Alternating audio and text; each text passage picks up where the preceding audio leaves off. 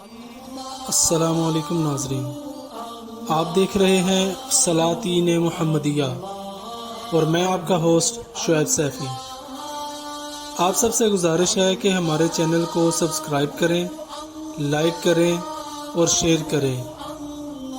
آج کا موضوع حضرت خواجہ ابوالحسن بن علی بن جعفر الخرقانی رحمۃ اللہ تعالی علیہ ہے۔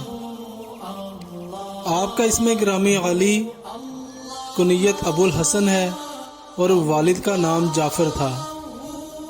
پورا نام یوں ہوا: ابوالحسن علی بن جعفر بن سلیمان خرقانی۔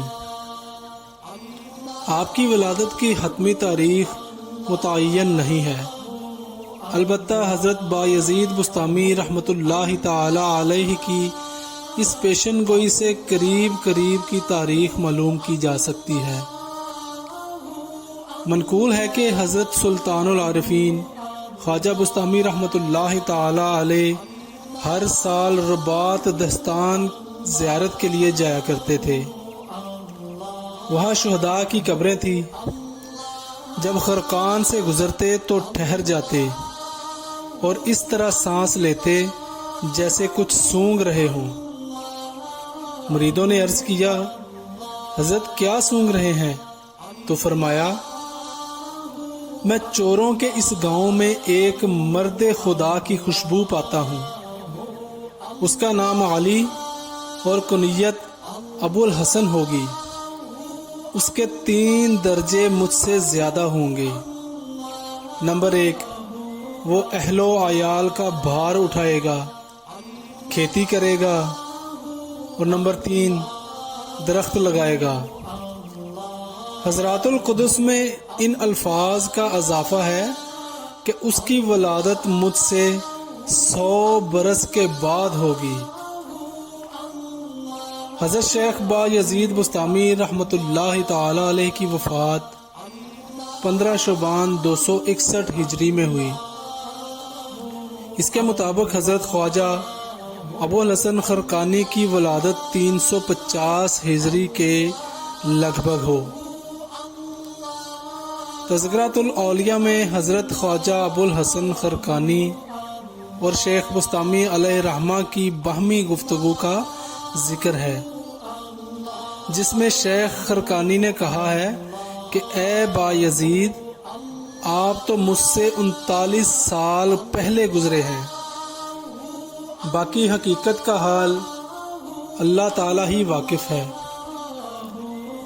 آپ حضرت بایزید بسطامی کے اویسی ہیں، یعنی آپ کی تربیت روحانی حضرت خواجہ بسطامی کی روحانیت اور فیض باطن سے ہوئی۔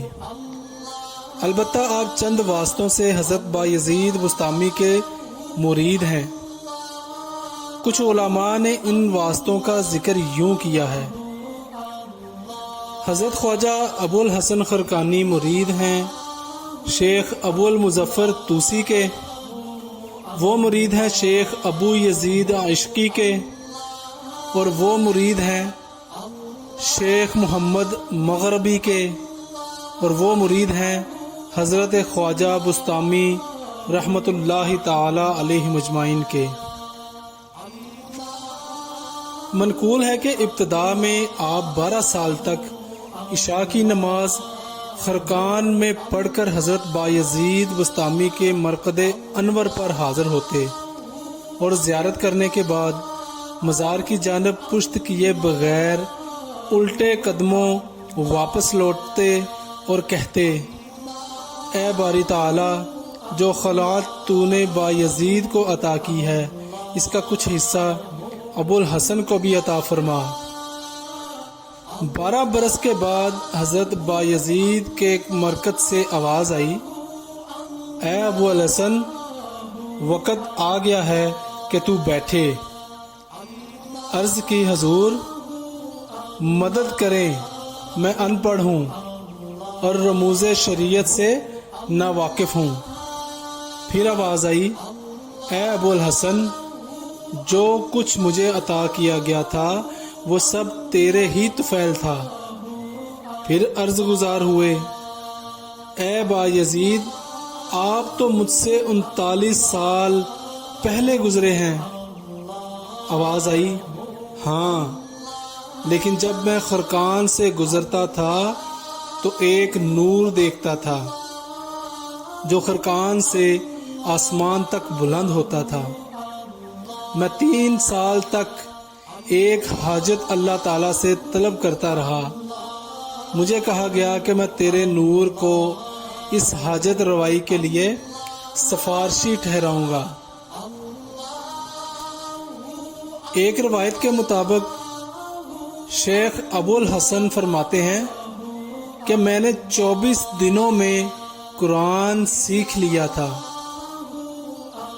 حضرت خواجہ ابو الحسن خرقانی رحمۃ اللہ تعالی علیہ اپنے وقت کے غوث، یگانہ روزگار اور قبلہ وقت تھے۔